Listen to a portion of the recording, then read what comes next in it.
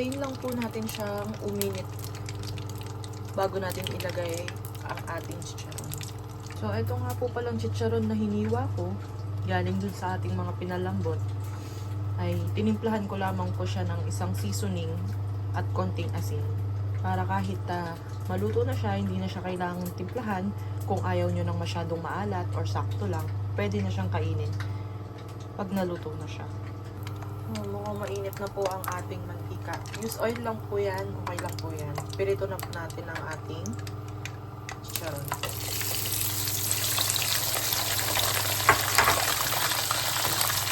Haluin lang po natin.